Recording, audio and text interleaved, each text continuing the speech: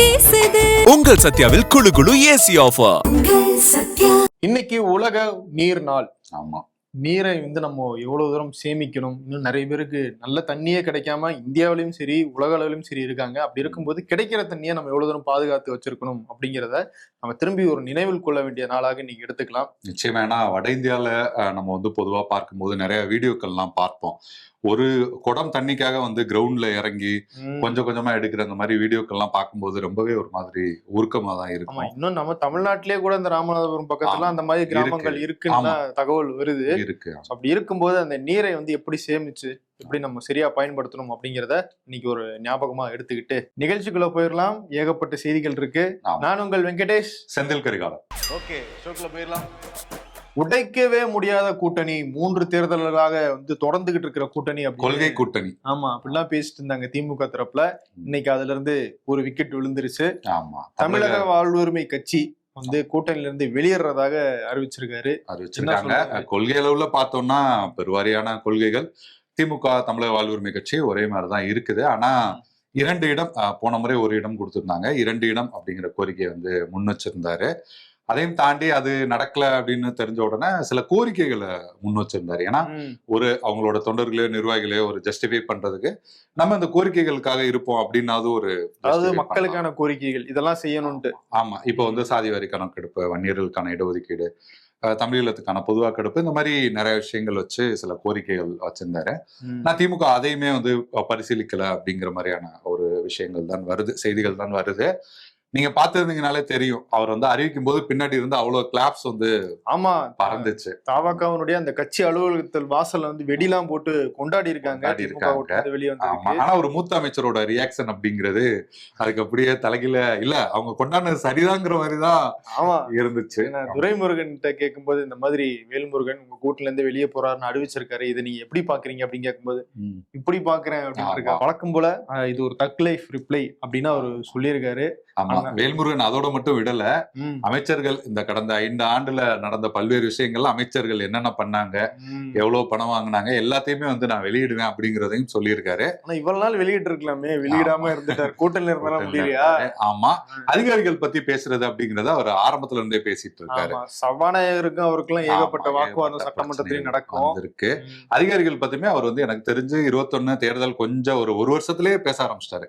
அதிகாரிகளோட ஆட்சி தான் நடக்குது அப்படிங்கறத நான் நேரடியாகவுமே சொல்லியிருக்கேன் முதல்வர்கிட்ட அப்படிங்கிற மாதிரி எல்லாம் கூட சொல்லியிருக்காரு.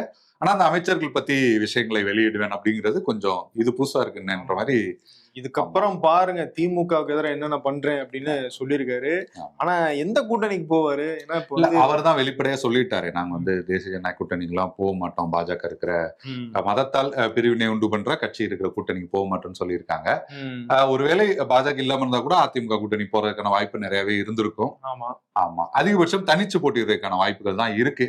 நமக்கு செய்திகள் படி ஒரு 100ல இருந்து 150 தொகுதிகள் தனிச்சு வட தமிழ்நாட்டுல பெருவாரியா, தென் தமிழ்நாட்டுல கணிசமான தொகுதிகள் அப்படின்னு தனிச்சு போட்டிடுறதுக்கான வாய்ப்புகள் தான் அதிகமா இருக்கு அப்படிங்கிற மாதிரிதான் பார்க்க முடியுது. ஓகே, அதாவது திமுகவுக்கு எதிராக இனிமேல் எப்படி செயல்படுறேன் பாருங்க அப்படின்னு கிளம்பி இருக்காரு வேல்முருகன். என்ன பண்றாருன்னு பார்ப்போம். இன்னொரு பக்கம் கூட இழுபறியா போயிட்டு இருக்கு. சிபிஎம்முமே இருக்காங்க. சிபிஎம் ஒரு பக்கம் 6 தொகுதியோட இனிமே டிஸ்டர்ப் பண்ண வேணாம்னு நினைச்சோம், ஆனா அப்படி போய் பேசும்போது நீங்க 5 தொகுதிக்கு எப்படியா ஒத்துக்கணும் அப்படின்னு சொல்லியிருக்காங்க. அதை பத்தி நாங்க திரும்ப டிஸ்கஸ் பண்ணுவோம் அப்படின்னு சொல்லியிருக்காங்க. திரும்பவும் நிறைய வருத்தப்பட்டு பேசியிருக்காரு போல. ஆமா, என்னன்னா வேற வழி இல்ல, ஒரு கட்டாயத்துல இருக்கும், அடுத்த கட்டத்துக்கு போகணும்னு நினைக்கிறோம், ஆனா கூட்டணிக்காக சில விஷயங்களை பொறுத்து போக வேண்டியதா இருக்கு அப்படின்னு வேதனையை பதிவு பண்ணிட்டு, இந்த தடவை வேட்பாளர் நேர்காணல்லாம் கிடையாது, போட்டியிடுறதே கம்மி தொகுதி தான், அதுல எதுக்கு நேர்காணல்லாம் டைம் செலவு பண்ண முடியாது, அதனால விருப்பம் இருக்கிறவங்க வேட்புமனு கொடுங்க, நாங்களா பார்த்து யார அறிவிக்கிறோமோ அவங்களை வேட்பாளரை ஏத்துக்கணும் அப்படின்னு சொல்லி அவர் பேசியிருக்காரு. அது மட்டும் இல்ல, நமக்காக பேசுறதுக்கு யாருமே இல்ல அப்படிங்கிற மாதிரியான கருத்தையுமே தெரிவிச்சிருந்தாரு. ஆனா திமுகக்குள்ள இருந்தே நிறைய குரல்கள் வந்ததெல்லாம் பார்க்க முடிஞ்சது. பொறுப்புல இருக்கவங்க எல்லாருமே கூட நீங்க தேமுதிகவுக்கு அதிக இடம் கொடுக்குறீங்க, காங்கிரஸ் கொடுத்த இடத்துல வாங்கி உங்களுக்கு கொடுங்க அப்படின்ற மாதிரி அவங்களோட பாணியில போட்டிருந்தாங்க. நீங்க வேல்முருகனுக்கோ விடுதலை சிறுத்தைகள் கம்யூனிஸ்டுகளுக்கு எல்லாம் கொடுக்கலாம், மக்கள் நீதி மையத்துக்கு இன்னும் எவ்வளவுன்றது முடிவாகல, ஆனா மக்கள் நீதி மையத்தை கூட போட்டிருந்தாங்க. அவங்களுக்கு தேமுதிக எல்லாம் கொடுக்குறீங்க, அதை இங்க கொடுக்க வேண்டியதானே அப்படிங்கிற மாதிரி ஒரு விஷயம் எல்லா ஆபீஸ்லயும் ஒண்ணு நடக்கும்ல. ஏற்கனவே இருக்கிற எம்ப்ளாயிஸ்க்கு சம்பளத்தை திட்டத்தை வந்து எழுதி தர மாட்டாங்க. உங்களுக்கு புதுசா வர மேல பயம் இல்ல? இல்ல அது வேற, அது நம்ம ஆபீஸ் கிடையாது, வெளியே பொதுவா சொல்றேன். சரி, ஓகே. புதுசா வரவங்களுக்கு வந்து அதிக சம்பளம் கொடுத்து வருவாங்க இல்லையா, அதே மாதிரிதான் இந்த தேர்தல் கூட்டணியே நடக்குது அப்படிங்கிற அதிருப்தி இந்த கட்சிகளுக்கு. இன்னொரு லாஜிக்குமே சிலர் வந்து கேக்குறாங்க, விஜய் வந்து நடிகர் உடனே வந்துட்டாரு, அவரோட கட்சின்றீங்க. ஆனா ஒரு பக்கம் விஜயகாந்த்னால உருவான கட்சி தேமுதிக, அதை கூப்பிட்டு அதிக சீட் கொடுக்குறீங்க. இன்னொரு பக்கம் வந்து கமலஹாசனை கூப்பிட்டு அதிக முக்கியத்துவம் கொடுக்குறீங்க. அவரோட நடத்தின பேச்சுவார்த்தை, அவரை நீங்க தேடி போய் பார்க்கிறது, அவருக்கு ரெஸ்பெக்ட் பண்ற அளவுக்கு ஒரு கம்யூனிஸ்டுகளுக்கோ இல்ல மற்ற கட்சிகளுக்கோ பண்றது இல்ல. நடிகர் வந்துட்டாரு, அவருக்கு ஒண்ணு தெரியாதுன்னு சொல்லிட்டு நீங்களுமே இன்னொரு பக்கம் நடிகர்களோட கட்சிக்கு தான் முக்கியத்துவம் கொடுக்குறீங்களா அப்படிங்கிற மாதிரியான கேள்விகளையுமே பார்க்க முடியுது. என்னன்னா சிபிஎம், சிபிஐ, விசிக இவங்க எல்லாம் வந்து சரி வெளியே போக கூடாது, வேற வழி இல்ல அப்படிங்கறதுனால அந்த கூட்டணியில இருக்காங்க. ஆனா வேல்முருகன் இல்ல, பரவாயில்ல, எனக்கெல்லாம் அப்படி இருக்கணும் அவசியம் இல்ல அப்படின்னு சொல்லி கூட்டணியில இருந்து கிளம்பிட்டாரு. ஆமா, இங்க கூட்டணி பிரச்சனைனா புதுச்சேரியிலயும் திமுக கூட்டணிக்குள்ள பிரச்சனை போய்கிட்டு இருக்கு. அதே நம்பர் தான் கிறிஸ்டோடங்கர். அங்கேயுமே வந்து இங்க திமுக என்ன பண்ணாங்களோ எல்லாத்தையும் அங்க அவங்க பண்ணிட்டு இருக்காங்க. கிறிஸ்டோடங்கர் வந்து இந்த தடவை முடிவு, நான் புதுச்சேரியில விடவே மாட்டேன், தமிழ்நாட்டுல விட்டது அப்படின்னு முடிவு பண்ணியிருக்காரு. இருந்தாலும் அவரால் ஒரு கட்டத்துக்கு மேல பேச முடியல. இங்க நடந்த எல்லா சம்பவங்களும் நடக்குது. இங்க வந்து ப. சிதம்பரம் முதலமைச்சர் ஸ்டாலினை பார்த்து பேசினாரு, அப்புறம் தான் வந்து முடிவாச்சு. இங்கேயுமே இன்னைக்கு அப்படிதான் பாத்துருக்காங்க. இதுல என்ன ஒரு சிக்கல்னா, நாளைக்குதான் வேட்புமனுக்கு கடைசி நாள். இன்னைக்கு வரைக்கும் வச்சு வந்து கடைசியில வந்து நான் காராபுரி சாப்பிட போல இருக்குன்னு சொன்ன மாதிரி கடைசியில வரைக்கும் வந்து இழுத்துட்டு இருக்கு. ஆமா, மொத்தம் இருக்க 30 தொகுதியில காங்கிரஸ் 14, திமுக 14, விசிக கம்யூனிஸ்ட் 1 அப்படின்னு இடம்லாம் வந்து முடிவாயிருச்சு போல. அப்புறம் என்ன பிரச்சனை? ஆனா வந்து நெல்லித்தோப்பு, முத்தியால்பேட்டை, மண்ணாடிப்பட்டு, ராஜ்பவன் இப்படி ஒரு 5 தொகுதிகள் திமுகவோட தொகுதிகள் வந்து காங்கிரஸ் வந்து கேக்குறாங்க போல. ஓஹோ, ஆமா, முக்கியமான சிக்கல் அதுதான் வந்து இப்ப சிக்கலா போயிட்டு இருக்கு. அங்க பேச்சுவார்த்தை முடிக்கவே முடியல. இந்த நிலையில முன்னாள் மத்திய அமைச்சர் ப. சிதம்பரம் வந்து அதுக்கும் வந்து முதல்வரை பார்த்து பேசிட்டு இருக்காரு. எப்படியும் முதல்வர் ஓரளவுக்கு விட்டு கொடுத்துருவாரு அப்படிங்கிற மாதிரி சொல்றாங்க. இன்னைக்கு சாயந்தரத்துக்குள்ள முடிவு தெரிஞ்சாதான் நாளைக்கு போய் வேட்புமனு தாக்கல் பண்ண முடியும் அப்படிங்கிற கட்டாயம் ஏற்பட்டு இருக்கு. அதனால முடிவு இன்னைக்குள்ள தெரிஞ்சிடும். அதை நம்ம நாளைக்கு ஷோல வந்து என்னன்னு பாத்துடலாம். ஒரு பக்கம் புதுச்சேரியில அதிமுக 2 தொகுதிகளில் போட்டிடுறாங்க. அதுல வந்து உப்பளம் தொகுதியில அன்பழகன் அவர் வேட்பாளராக அறிவிக்கப்பட்டிருக்காரு. உருளையான்பேட்டை தொகுதியில வந்து காந்தி அவரை வந்து வேட்பாளராக அதிமுக பொதுச் செயலாளர் எடப்பாடி பழனிசாமி அறிவிச்சிருக்காரு. இதுல வந்து அன்பழகன் வந்து இப்போதைக்கு ஒரு நபரை வந்து ரொம்ப மிஸ் பண்ணுவாரு. யாரு? புஷி ஆனந்த வந்து ரொம்ப மிஸ் பண்ணுவாரு. ஏன்னா கடந்த காலத்துல வந்து அன்பழகன் எந்த தொகுதியில நிக்கிறாரோ அங்கே வந்து புஷி ஆனந்த் வந்து சுயேட்சையாவோ அப்படியோ வந்து நிப்பாரு. புஷி ஆனந்த் வந்து அந்த பக்கம் போற ஓட்டெல்லாம் பிரிச்சுடுவாரு, காங்கிரஸ்க்கு போற ஓட்டெல்லாம். அன்பழகன் வந்து ஜெயிச்சிடுவாரு. 2 டைம் அப்படிதான் ஜெயிச்சாரு. 3வது முறை புஷி ஆனந்த் இல்லாம போட்டிட்டு கடந்த முறை தோல்வி அடைஞ்சாரு. சரி, புஷி ஆனந்த் தானே இல்ல, இப்ப தாவேக்காவே ஒண்ணு ஓபன் பண்ணி போய் நிக்கிறாங்கல்ல. தாவேக்கா நிக்கிறாங்க. ஆனா என்னன்னா, அவரு அங்க வந்து ஏற்கனவே எம்எல்ஏ இருந்திருக்காரு. அவருக்கு தனிப்பட்ட செல்வாக்கு. ஏன்னா பாண்டிச்சேரி எலெக்ஷன் பொறுத்த வரைக்கும் வந்து கட்சி, கொள்கை இந்த விஷயங்கள் எல்லாத்தையும் தாண்டி பிரமுகர் அரசியல் தான் அங்க வந்து பெரும்பான்மையா நடக்கும். ஆமா, என்ன ஒரு 4-5 தெரு தான் இருக்கும் தொகுதின்னு பார்த்தா, அதுக்குள்ள தெரிஞ்ச முகம் யாரோ அவங்க வந்து பிரமுகர் அரசியல் தான் நடக்கும். ரங்கசாமி கட்சியா, இவர் கட்சியா, அவர் கட்சியா, இவர் வராரா, அவர், ஏன்னா நிறைய புது கட்சிகள்லாம் வரும், புது ஆட்கள்லாம் வருவாங்க. ஏன்னா நிறைய செலவு பண்ண, ஏன்னா நம்ம வந்து தமிழ்நாட்டை பத்தி பொதுவா பேசுறோம். இந்த மாதிரி 2000 கொடுக்குறாங்க, 1000 ரூபாய் கொடுக்குறாங்கலாம். அங்கெல்லாம் இதுக்கு முன்னாடி ஏன்னா ஓட்டு கம்மியா இருக்கிறதால எல்லாமே பறக்கும். அப்படியே பொருட்கள்லாம் வந்து எல்லாருக்கும் வந்து வாரி வழங்குவாங்க. அப்படிங்கிற மாதிரிதான் பாண்டிச்சேரி எப்போதுமே இருக்கும். கண்டிப்பா அன்பழகன் வந்து புஷி ஆனந்த் வந்து மிஸ் பண்ணுவாருன்னு தான் நினைக்கிறேன். தேர்தல் முடிவுல மிஸ் பண்ணிருக்காரா இல்லையான்னு தெரிஞ்சிடும். ஆமா, இன்னொரு பக்கம் வந்து சரத்குமார், ஆமா, எப்படி திமுக கூட்டணியில வந்து இது பாஜக கூட்டணி இல்ல, பாஜகக்குள்ளேயே வந்து ஒரு குழப்பத்தை ஏற்படுத்தி இருக்காரு. நைட்டு 2 மணிக்கு எடுத்த முடிவு தப்பாயிடுச்சு அப்படின்ற மாதிரி. ஆமா, 1 வருஷம் ஆச்சு, எனக்கு இன்னும் எந்த பதவியும் கொடுக்கல அப்படின்னு ஒரு அதிருப்தியை வந்து சரத்குமார் சொல்லியிருக்காரு. அவருக்கும் மட்டும் இல்லையா, கட்சியில இருக்கிற அவருடைய ஆதரவாளர்கள் எல்லாம் பிஜேபியில சேர்ந்தாங்க. இல்ல, பக்கத்துலக்கு பாயாசம் கேக்குறதுதான். அவங்க எல்லாரும் என்னை வலியுறுத்தினாங்க, உங்களுக்கு கூட வந்து பதவி கொடுக்கல அப்படின்னா என்ன அர்த்தம், என்ன மரியாதை இல்ல. இந்த இடத்துல ஒரே ஒரு விஷயத்தை மட்டும் ஞாபகப்படுத்த விரும்புறேன். இதே மாதிரி அவரோட சமத்துவ மக்கள் கட்சியை வந்து கலைச்சிட்டு பாஜக சேரணும்னு அவர் முடிவெடுத்தப்ப வெளியில வந்து நிறைய நிர்வாகிகள் வந்து பேசினாங்க. அப்ப என்ன சொன்னாங்கன்னா, எங்க கிட்ட ஒரு வார்த்தை கூட கேட்காம ஒரு பாட்டு கட்சியை கலைச்சிட்டாருன்னு சொல்லிட்டு நிறைய பேர் வந்து வெளியில ஆதங்கமாவே பேட்டி கொடுத்தாங்க. இப்போ வந்து நிர்வாகிகள் வந்து உங்களுக்கே கொடுக்கல அப்படின்றாங்கன்னா ரொம்ப லாஜிக்கலா இடிக்குது. ஓகே, அதான் என்ன சொல்றான்னா வந்து அதிருப்தியில இல்ல, ஆனா ஆதங்கத்துல இருக்கேன். திரும்ப சாமாக்க வந்து ஓபன் பண்ணிடலாமா அப்படின்லாம் வந்து நிர்வாகிகள் கேக்குறாங்க. ஒரு அதிருப்தி தான் இருக்கு. பிரதமர் பங்கேற்ற அந்த நிகழ்ச்சியில மேடையில என் போட்டோவே இல்ல அப்படின்னும் தொண்டர்கள் அதிருப்தியில இருக்காங்க அப்படின்னு எல்லாத்தையும் தொண்டர்கள் மேலே தள்ளிட்டாப்புல. ஆமா, அவரு அங்க வந்த புதுசுல வந்து அவருக்கு தென்னிந்திய அளவுல ஒரு பொறுப்பு எல்லாம் தருவாங்க அப்படியான செய்திகள்லாம் வந்தது. சவுத் இந்தியன் ஸ்டார் ஆகலாம் பார்த்தாரு. ஆனா அவருக்கு என்ன ஒரே ஒரு விஷயத்தை ஞாபகப்படுத்தணும் பொதுவா, என்னன்னா இதுக்கு முன்னாடி பாத்தீங்கன்னா பாஜக தலைவர்களா இருந்த தமிழிசை ஆளுநரா அறிவிக்கப்பட்டாங்க. தலைவர் இல்ல அப்படின்னா ஆளுநரா அறிவிச்சோடனே போனாங்க. எல்முருகனுமே பாத்தீங்கன்னா மத்திய அமைச்சரா அறிவிக்கப்பட்டாரு. தலைவர் பொறுப்பு மத்திய அமைச்சரா அறிவிக்கப்பட்டு அந்த பொறுப்பு எடுத்தாங்க. ஆனா அண்ணாமலை தலைவர் பொறுப்பு எடுத்ததுக்கு அப்புறம் இன்னைக்குமே பொறுப்பு கொடுக்காம இருக்காங்க. ஆனா அண்ணாமலை தமிழ்நாட்டுல கட்சி எந்த அளவுக்கு மற்ற தலைவர்களை காட்டியும் கொண்டு போனார் எல்லாம் தெரியும். சோ பாஜக வந்து நாங்க முடிவெடுக்கும் போதுதான் நீங்க வந்து அது கூட்டணி கட்சியா இருந்தாலும் சரி, எங்க கட்சியா இருந்தாலும் சாமாக்கான ஒரு மிகப்பெரிய கட்சியை வந்து கலைச்சிட்டு எல்லாத்தையும் கொண்டு வந்து பாஜகவில் இணைச்சிருக்காரு. ஒரு மரியாதை வேணா அப்படி பாத்தீங்கன்னு வச்சுங்களேன், கிட்டத்தட்ட 11% கட்சியோட வாக்கு வங்கி எல்லாம் நான் வந்து அதிகப்படுத்தினேன். பாஜகன்ற ஒரு கட்சியை நாடாளுமன்ற தேர்தலை கொண்டு போனேன். அண்ணாமலைக்கே இன்னும் வந்து பொறுப்புலாம் கொடுக்கல. சோ ஓகே, அவங்க எல்லாம் நாங்க கூட்டணி கட்சியா இருந்தாலும் சரி, எங்க கட்சியா இருந்தாலும் சரி, நாங்க முடிவு நாங்க தான் எடுப்போம் அப்படிங்கிற மாதிரிதான் போயிட்டு எலெக்ஷன் நேரத்துல இதை நம்ம பேசுறோம்னா இதுக்கப்புறமும் வந்து எதுவும் கிடைக்காது, அதனால இப்பயே பேசுறோம்ன்ற மைண்ட் செட்ல அவர் பேசுறாரு போல இருக்கு. ஓகே, ஆமா, இன்னொன்னு சொல்லியிருக்காரு என்னன்னா, நானும் என் மனைவியும் வந்து போட்டியிட மாட்டோம், எங்களோட ஆதரவாளர் லிஸ்ட் கொடுத்திருக்கேன். ஏதோ கூட்டணி கட்சி மாதிரி சொல்றாரு. ஆதரவாளர்களோட லிஸ்ட் எல்லாம் கொடுத்திருக்கேன், அதுல வந்து யாருக்காவது வாய்ப்புகள் கிடைக்கணும் அப்படின்னு இருக்காரு. ஓகே, மாட்டேன்ற முடிவையும் நள்ளிரவு எடுத்திருக்காரு போல. ஆமா, சரி, திமுக கூட்டணியை பத்தி பேசிட்டு இருக்கோமே, பாஜக அதிமுக அந்த கூட்டணில என்ன நடக்குது? ஆமா, ஏற்கனவே வந்து ஒரு 2-3 நாளைக்கு முன்னாடியே பியூஷ் கோயல் வந்து தமிழ்நாட்டுக்கு வர்றாரு அப்படின்ற மாதிரி இருந்தது. ஆனா வேக வேகமா அதுக்கு முன்னாடி நீங்களாம் இருங்க அப்படின்ற மாதிரி எடப்பாடி பழனிசாமி வந்து டெல்லி போனாரு. டெல்லி போய் உள்துறை அமைச்சர் அமித்ஷா வந்து பார்த்தாரு. அதுக்கப்புறம் வந்து டிடிவி தினகரன் கூட பார்த்தாரு. அங்க போய் அந்த பேச்சுவார்த்தைகள் எல்லாம் வந்து நடந்தது. இன்னும் சொல்ல போனா அவர் வந்து 8:30 மணிக்கு அப்படி 8:30 மணிக்கு டைம் கொடுத்தாங்க. அப்புறம் காத்திருந்தாரு, 10 மணிக்கு திரும்ப போனாரு. அப்படி பல்வேறு விஷயங்கள் வந்து நடந்தது.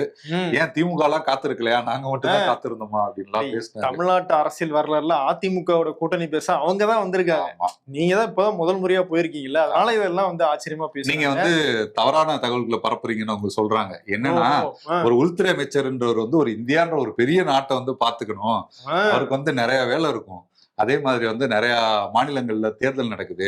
சோ அவரே வந்துட்டு இருக்க முடியுமா, நம்மளும் போய் ஒரு 2 டைம் பாக்கணும் அப்படின்னு டிடிவி தினகரன் சொல்லியிருக்காரு. எடப்பாடி பழனிசாமி சொல்லியிருக்காரு. அப்படி அந்த மாதிரி அவரே வந்து நம்ம டிஸ்டர்ப் பண்ண முடியாதுல்ல. சரி, இவர் தான் போய் பாத்துட்டு வந்துட்டார்ல, அப்புறம் எதுக்கு பியூஷ் கோயல் திரும்பி வர்றாரு? அதான் ஓரளவுக்கு இந்த பேச்சுவார்த்தை எல்லாம் முடிஞ்சிருக்கும் அப்படிங்கிற மாதிரி சொல்றாங்க. அவர் போய் பார்த்தப்பவே வந்து, ஏன்னா தொகுதி பிரச்சனையுமே அவர் வந்து 25 தொகுதி தான் தருவேன்றாரு அப்படின்ற ஒரு பிரச்சனை. மற்ற கட்சிகளுக்கு தொகுதி பிரச்சனை, அமமுக அந்த மாதிரி கட்சிகளுக்கு. பாஜக நிக்கிறதா அதிமுக நிக்கிறதா, இந்த சின்ன கட்சிகள் அந்த பிரச்சனை, யாரு செலவு பண்றது அப்படிங்கிற ஒரு பிரச்சனை. அப்புறம் வந்து பாத்தீங்கன்னா அதிமுக வலிமையா இருக்கிற மாவட்டங்கள்ல பாஜக 2 தொகுதிகள் கேட்கிறாங்க. கோயம்புத்தூர்ல 2, திருப்பூர்ல 2, அப்படி அந்த பிரச்சனை. சென்னைக்குள்ள வந்து மாவட்ட செயலாளர்களோட தொகுதியை கேட்கிறாங்க, வேளச்சேரி, டி நகர், மயிலாப்பூர். சோ எல்லா பிரச்சனைகளையும் போய் அங்க எடப்பாடி பழனிசாமி பேசியிருப்பாரு. பேசி அங்க ஓரளவுக்கு முடிவுகள் எடுக்கப்பட்டு இப்போ வந்து பியூஷ் கோயல் வந்து வராரு, ஃபைனல் செட்டில்மெண்ட் பண்ணி போறதுக்கு வராரு. ஆமா, ஏன்னா நடுவுல 2 நாள் வந்து எடப்பாடி பழனிசாமி அவருக்கு வந்து சந்திராஷ்டமம் வேற இருந்ததான். ஓஹோ, அந்த நேரத்துல ஏதாவது பேசி அது ஏதாவது இல்ல, அவர் ரொம்ப வருஷமா சொல்லிட்டு இருந்தாருல, 4-5 வருஷமா, இன்னும் 30 அமாவாசை தான், இன்னும் 20 தான், இப்ப வந்துருச்சா, அந்த கடைசி அமாவாசை வந்துருச்சு. அதான் அந்த சந்திராஷ்டமம் இருந்ததுனால அந்த நேரத்துல பேசுவதை தவிர்த்து அதை முடிச்சதுக்கு அப்புறம் அப்படி பேசலாம், நல்ல நாள்ல பேசலாம் அப்படின்ற மாதிரி முடிவு எடுத்திருக்காங்க. ஓகே, நாளைக்கு வராரு, என்ன பேசுறாருன்னு பாப்போம். ஆமா, ஏறக்குறைய வந்து என்ன சொல்றாங்கன்னா, இப்ப திமுக கூட்டணியில தொகுதிகள் அறிவிச்சுட்டு வராங்க, யாருக்கு எவ்வளவு தொகுதிகள் அப்படிங்கிற. ஆனா என்ன தொகுதின்றது வரல. ஆனா அதிமுக தேசிய ஜனநாயக கூட்டணியில வந்து யாருக்கு எந்த தொகுதின்றது மூலம் ஒன்னாவே அறிவிப்பு வந்துடும் அப்படிங்கிற தகவல்கள் தான் வந்து நமக்கு வருது. ஓகே, இன்னொரு பக்கம் திமுகலயுமே வந்து சில முக்கியமான நபர்களுக்கு வந்து இந்த தடவை சீட்டு கிடையாது அப்படின்னு சொல்லிட்டு இருக்காங்களா? ஆமா, நிச்சயமா. என்னன்னா, முன்னாள் அமைச்சர் பொன்முடி அவர் வந்து அவங்க பையன் வந்து திருக்கோயிலூர்ல விருப்ப மனு கொடுத்திருக்காரு. ஆனா அவர் போட்டியிட வாய்ப்பு இல்லை அப்படிங்கறதுதான் அதிக தகவல்கள் வந்துட்டு இருக்கு. ஆனா எப்படியும் அவர் வந்து விழுப்புரத்துல நிக்கிறாரோ இல்லையோ, விக்கிரவாண்டியிலயாவது நின்றுவாரு அப்படிங்கிற தகவல்களுமே வருது. விக்கிரவாண்டியோட இப்ப எம்எல்ஏ இருக்கிற அன்னீர் சிவா அவர் மேலுமே இப்போ ஒரு சிபிஐ வழக்கு இது பண்ணணும், முருகை நடந்திருக்கு அப்படின்லாம் ஒரு புகார் எல்லாம் போயிருக்கு. சோ எப்படியும் விக்கிரவாண்டியிலயாவது நின்றுவாரு அப்படிங்கிறாங்க. ஆனா அதையும் தாண்டி பாத்தீங்கன்னா ஒரு 30 சிட்டிங் எம்எல்ஏக்களுக்கு சீட் இல்ல, ம். அது போன்ற நிறைய தகவல்கள் வருது. ஏன்னா சீனியர்ஸ்ல வேற யாருக்கும் கொடுக்காம இருப்பாங்களான்னு தெரியல. ஏன்னா இந்த கடந்த ஆட்சியில வந்து சீனியர்ஸ்லயே பேரை டேமேஜ் பண்ணுது அப்படின்னு பார்த்தா ஹிவியா பொன்முடி தான். ஆமா நான் வழக்குல கைது பண்ணாங்க, அது ஜாமீன்ல வந்துட்டாரு. ஆமா ஓசி பஸ்ன்னு சொன்னாரு, அது கடுமையான கண்டனம் வந்துச்சு.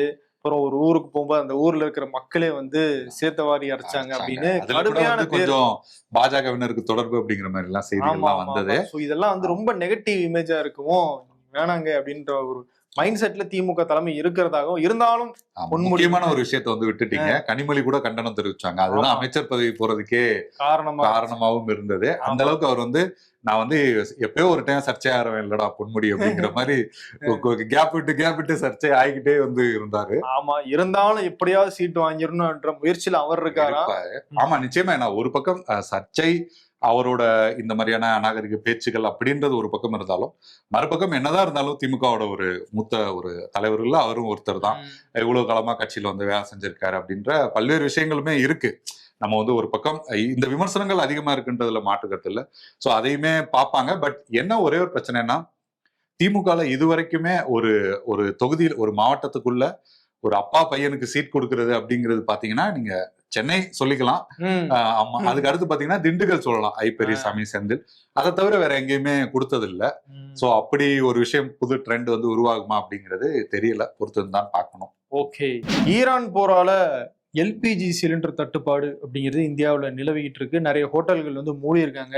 இப்போ தோசையெல்லாம் நிறைய ஹோட்டல்ல போடுறது இல்லையா, அது வந்து டூரிஸ்ட் ஸ்பாட்லாம் இருக்குல்ல, அங்கெல்லாம் ரொம்ப கஷ்டம்ன்றாங்க. ஊட்டியில கொடைக்கானல்லாம் நிறைய ஹோட்டல்ஸ் திறக்கல அப்படிங்கிறாங்க. ஃபியூவலுக்கு ஒரு 7 ரூபா 50 காசுலாம் சேர்த்திருக்காங்க ஏதோ ஒரு ஊர்ல. ஆமா, கேஸுக்கான அந்த அமௌண்ட்லாம் சேர்த்துலாம் போடுறாங்க. இப்படி போய்கிட்டு இருக்க நிலைமையில அமெரிக்காவில இருந்து எல்பிஜி கேஸை இந்தியா வர வச்சிருக்காங்க. பைக்ஸைஸ் பயனீர் அப்படிங்கிற ஒரு கப்பல் இந்தியாவுக்கு வந்தடைஞ்சிருக்கு. இது மூலமா கொஞ்சம் நாங்க சமாளிப்போம் அப்படின்னு மத்திய அரசு தரப்புல வந்து சொல்றாங்க. ஆனா பாப்போம், போர் தொடர்ந்துகிட்டே இருக்கு. அமெரிக்க அதிபர் டொனால்டு ட்ரம்ப் என்ன சொல்றாரு, ஈரானுக்கு 48 மணி நேரம் கெடு தரும், அதுக்குள்ள அந்த அவங்க முடக்கி வச்சிருக்க அந்த ஸ்ட்ரெய்ட் ஆஃப் ஹோர்முஸ் கடல் பகுதியை திறந்து விடணும், இல்லாட்டி ஈரானுடைய அந்த மின் உற்பத்தி மையங்கள் மேலாம் நாங்க தாக்குதல் நடத்துவோம் அப்படின்னு எச்சரிக்கையை கொடுத்திருக்காரு. இது வந்து முடிவை நோக்கி போற மாதிரி தெரியல.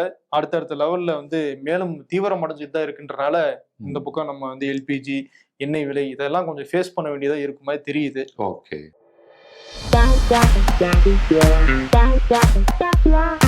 கேவலம் இந்த ஞாயிற்றுக்கிழமை ஒரு நாள் வர்றதுக்கெல்லாம் இந்த சுனாப்பனா 6 நாள் பாடுபட வேண்டிய இருக்கேடா. நாங்க 7வது நாளும் பாடுபட்டுக்கிட்டு இருக்கோம். சண்டே டேய், என்னடா சண்டே இது, எந்த ஒரு ஹாப்பினஸும் இல்லாம சப்புன்னு இருக்கு. ஆமா, ஆபீஸுக்கு வந்தா அப்படித்தானே இருக்கும்.